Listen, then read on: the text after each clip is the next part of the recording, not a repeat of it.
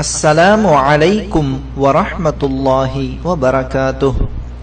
ஏக இறைவனின் சாந்தியும் சமாதானமும் நம் அனைவரின் மீதும் என்றென்றும் உண்டாவதாக.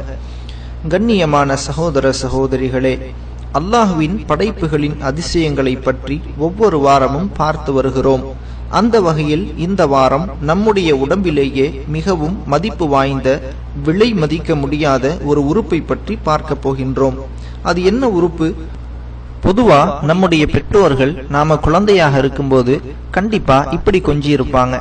என் கண்ணு என்னம்மா பசிக்குதா, என் கண்ணு உனக்கு என்னமா வேணும், இப்படிப்பட்ட வார்த்தைகளை நாம கேட்டிருப்போம். ஆமாங்க, இன்னைக்கு இறைவனுடைய படைப்பாற்றல் சம்பந்தமாக நாம பார்க்க போறது கண்களை பற்றிய செய்திகளை தான். நம்முடைய உறுப்புகள்ல முதன்மையானது பார்வை. கண்கள் மூலமாக பார்க்கப்படும் காட்சிகள் மின் ரசாயன துடிப்புகளாக மாற்றம் பெறுகின்றன. அதற்கு பிறகு தலையில் உள்ள செரிபிரல் கார்டெக்ஸ் பகுதியின் மூலம் இவை அறிந்து கொள்ளப்படுகின்றன. மூளையின் முதல் ஆச்சரியம் இதுதான். சொல்ல போனா கண் என்பது ஒரு கேமரா தான். அதற்கும் லென்ஸ் இருக்கின்றது. ஒளிக்கதிர்கள் கார்னியா மூலம் கண்ணுக்குள் நுழைகின்றன. பியூப்பில் என்று அழைக்கப்படும் பாப்பா கேமராவின் அப்பர்ச்சர் போல செயல்படுகின்றது. ஒளிக்கதிர்கள் ஊடுருவி செல்லும் சிறிய துளைக்கு அப்பர்ச்சர் என்று நாம சொல்றோம். இங்கு முக்கியமாக பார்க்க வேண்டிய விஷயம் என்னன்னா, இந்த பியூப்பில் குறைந்த வெளிச்சத்தில் பெரிதாகும், அதே போல அதிகமான வெளிச்சத்துல குறுகும். இங்க எந்த மேனுவல் அட்ஜஸ்ட்மெண்ட்டும் கிடையாது, எல்லாம் ஆட்டோமேட்டிக் தான். கொஞ்சம் யோசிச்சு பாருங்க, இந்த வசதியோட கேமரா வாங்க எவ்வளவு செலவாகும்? நம் கண்ணில் இருக்கக்கூடிய லென்ஸ்கள் இந்த ஒளிக்கதிர்களை வளைத்து உள்ளே இருக்கக்கூடிய கண்ணாடி போன்ற திரவத்தின் வழியாக ரெட்டினா என்ற திரையின் மேல படிய வைக்குது. ரெட்டினா என்று சொன்னால் வலை, அதாவது நரம்பு செல்களின் வலை. இந்த செல்களுக்கு ஒளிவாங்கி செல்கள் என்ற பெயரும் இருக்கு. இந்த ஒளிவாங்கி செல்களை இரண்டு வகையாக பிரிக்கலாம். அதாவது கூம்பு வடிவ செல்களை கோன் என்றும், குச்சி வடிவ செல்களை ராட் என்றும் அறிவியலாளர்கள் சொல்றாங்க. கோன் வடிவத்தில் இருக்கக்கூடிய செல்கள் மட்டும் 60 லட்சம் இருக்கு. சின்னஞ்சிறிய ஆனால் கெட்டியான கோன் வடிவ செல்கள் தான் வண்ணங்களை நமக்கு தெளிவாக காட்டுது. ராட் எனப்படும் குச்சி வடிவ செல்கள் இன்னும் சுவாரஸ்யமானது. இதனுடைய எண்ணிக்கை மட்டும் 12.5 கோடி. இந்த மெல்லிய குச்சி வடிவ செல்கள் தான் லேசான வெளிச்சத்திலும் நம்மள பார்க்க வைக்குது. இந்த குச்சி வடிவ செல்களால வண்ணங்களை உணர முடியாது, கருப்பு வெள்ளையை மட்டும்தான் உணர முடியும். இந்த கூம்பு வடிவ செல்களிலும் குச்சி வடிவ செல்களிலும் விழுந்த ஒளிக்கதிர்கள் ஒளியை உணரக்கூடிய சில ரசாயனங்களின் மூலமாக ரசாயன மாற்றங்கள் ஏற்பட்டு ஒளியாக இருந்தது செய்தியாக மாற்றப்பட்டு, அதாவது லைட் எனர்ஜி செய்தியாக மாற்றப்படுது. ஒளி செய்தியாக மாற்றம் பெறுவதில் டிரான்ஸ்டியூஷன் என்ற புரதம் முக்கிய பங்கு வகிக்குது.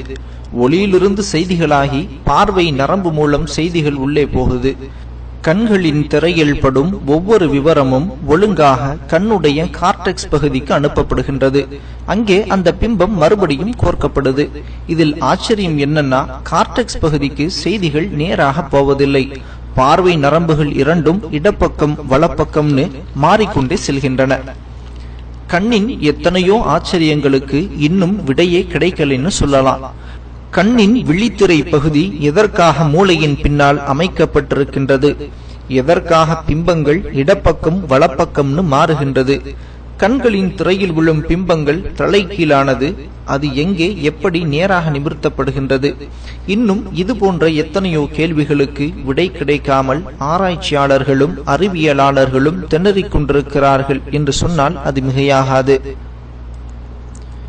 ஏக இறைவனான அல்லாஹ் தன்னுடைய திருமறையில் இப்படி சொல்லி காட்டுகின்றான். பிஸ்மில்லாஹிர் ரஹ்மானிர் ரஹீம். வல்லாஹு அக்ரஜகும் மின் புதூனி உம்மஹாதிகும் லா தஅலமூன ஷைஆ وجعل لكم السمع والأبصار والأفئدة لعلكم تشكرون. நீங்கள் எதையும் அறியாதவர்களாக இருந்த நிலையில் உங்கள் தாய்மார்களின் வயிறுகளிலிருந்து அல்லாஹ்வே உங்களை வெளியேற்றினான். மேலும் நீங்கள் நன்றி செலுத்தும் பொருட்டு உங்களுக்கு செவிப்புலனையும் பார்வைகளையும் உள்ளங்களையும் அவனே அமைத்தான். அத்தியாயம் 16 வசனம் 78. கண்ணியமான சகோதர சகோதரிகளே, அல்லாஹுடைய படைப்புகளை சிந்தித்து பார்த்து அல்லாஹுடைய மகத்துவத்தை விளங்குவோம். அல்லாஹ் நமக்கு ஏவியவைகளை செய்து கொண்டும் தடுத்தவைகளிலிருந்து தவிர்ந்து கொண்டும் வாழ்வோம். அதே போல முழு மனித சமுதாயத்தையும் சுவர்க்கத்தை நோக்கி அழைக்கும் உயரிய பணியான அழைப்பு பணியை வாழ்வின் கடைசி பேச்சு வரை, வாழ்வின் கடைசி மூச்சு வரை செய்வோம். அல்லாஹ் நம் அனைவரையும் பொருந்திக் கொண்டு நேர்வழியில் உறுதிப்படுத்துவானாக. ஆமீன். قل للكون وقل للخلق وللأزمان كم تهنأ وفؤادك يملأه القرآن. قل لهموم الناس وأسئلة الحيران كم